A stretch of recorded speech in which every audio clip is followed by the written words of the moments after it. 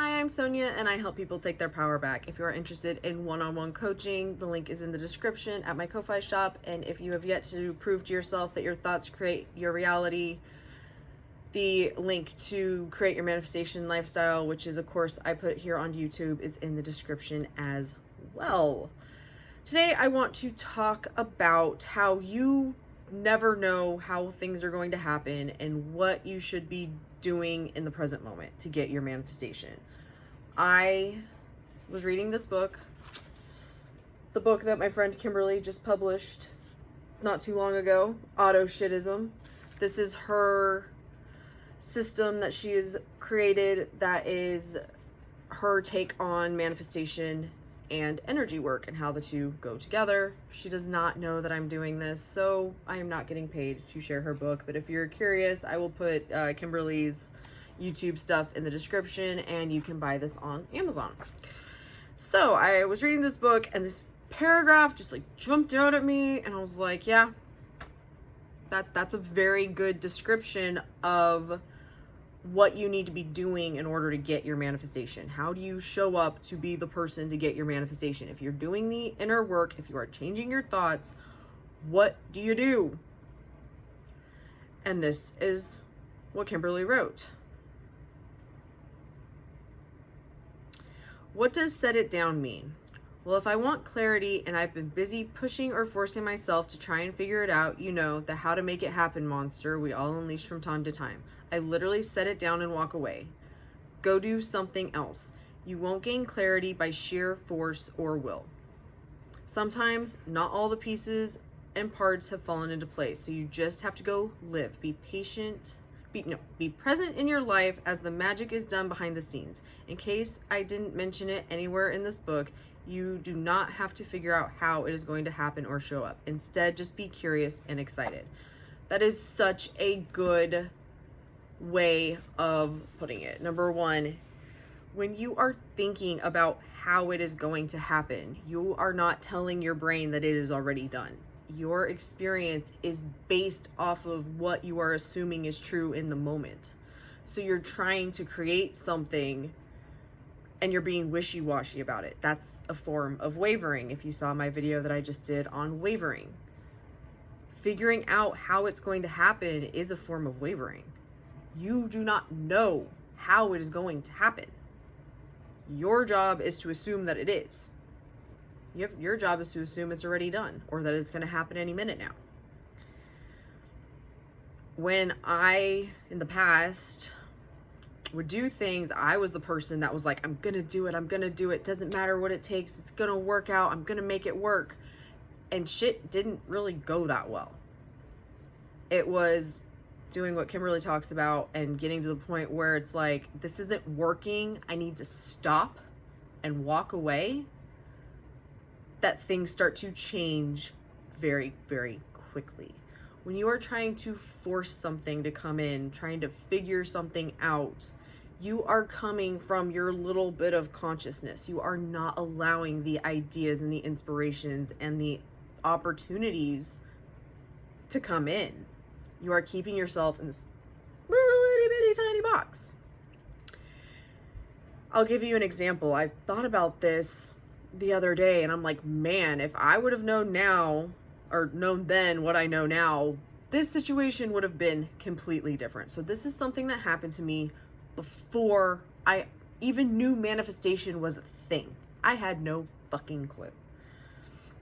I groomed dogs for 11 and a half years, and in that span, I decided that I wanted to become a nationally certified master dog groomer through the National Dog Groomers Association of America. I no longer hold that title as I don't want to groom dogs anymore, but I did accomplish that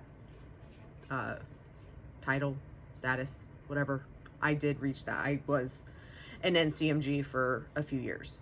But it was something that when I first decided I wanted to do it, it seemed impossible.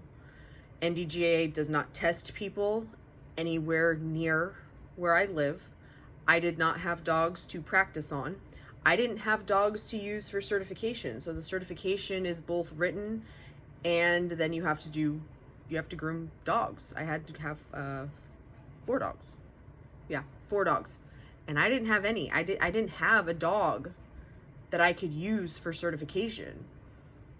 I could have used Jax, but he came after I was done with my terrier stuff. Like that. Yeah. I didn't have dogs. I had no idea how the fuck I was going to get dogs. But for some reason, I would not give up on that. I'm like, I'm going to be a master groomer no matter what it takes. And you can ask my family. They will tell you, oh yeah, I was like, I don't care what it takes. It's going to work out. I'm going to be one, blah, blah, blah. It took me like 7 years, but it all worked itself out. Again, that's because I had no idea. If I would have just stopped with all the rest of the bullshit I was telling myself, it would have happened so much faster. But what ended up happening, for some reason, getting the dogs part wasn't something that I was worried about, which is weird. I just kept telling myself, for some reason, the thought that I decided to go with was, I'm going to have the dogs. The dogs are going to show up somehow. So my mom and I went to one of the NDGAA events, and we just happened to sit next to this lady who had poodles, and she was like, if anybody needs poodles, I have poodles if you need them for certification. So I ended up talking to her, and while I was talking to her, the head certifier of NDJA came over and started talking to me, and between the two of them, I got all of the dogs that I needed for certification. I couldn't plan that. I wasn't on Facebook trying to find dogs. I wasn't asking my clients to try and find dogs. I wasn't trying to go to breeders to find dogs. I passed all of these tests without having actual dogs to practice on. I did a show cut on a Springer. I didn't hand strip it, but with a clipper. I did this Springer, all of them, but especially the Springer. That was the hardest one to me. The Springer, I did a fucking Springer with having never actually put that kind of a cut on a Springer before. And I hand scissored my Schnauzer's legs. I had to put chalk in them to make the hair stand up. I had never chalked a dog and cut its hair before, but I managed to pass. So if I would have known then what I know now, I would have been able to manifest that process being a lot faster and less painful than it was, but I didn't know back then. But that is an example of, I just decided it was going to happen. And when I thought about getting dogs, I was like, they'll show up. There was nothing I could have done to make that happen.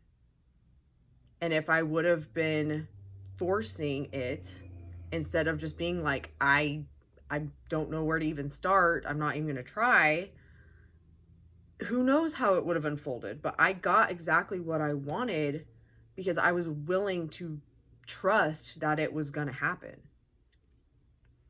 And I will tell you, I'm thinking of when I was wanting clarity about what I really wanted in my life. And I would tell myself, I don't know, and all those things that I've talked about in the past. That was my big one. I don't know what I want to do. Well, what about this and what about that and all the things. But what that paragraph really brought up for me was I would sit and try to, it's like, today's the day I'm going to get clear on what I want and fuck all this, I'm done. And I would try and sit down and force myself to like write out what I want all the areas of my life to look like. And it never got me anywhere because it was forced. When I stopped and I told myself, I know exactly what I want, I have clarity on what I'm doing, I know what I'm doing, those shifting that mindset, that's when I just wrote it out. Like, I could just write it out right now. It starts with your mindset. If you are stuck in how it is going to happen, you are not focusing on your mindset. You are worried that it's not going to happen. You are wavering. So remember, when you're in the how and you're wondering how it's going to happen, remember the how monster. It's a good way of looking at it. And it's sneaky. So watch out for it. Thank you so much for watching. If you haven't already, please be sure to like, share, comment, and subscribe. Again, the book is Auto Shitism by Kimberly Jo Height. Thank you again. Love and light.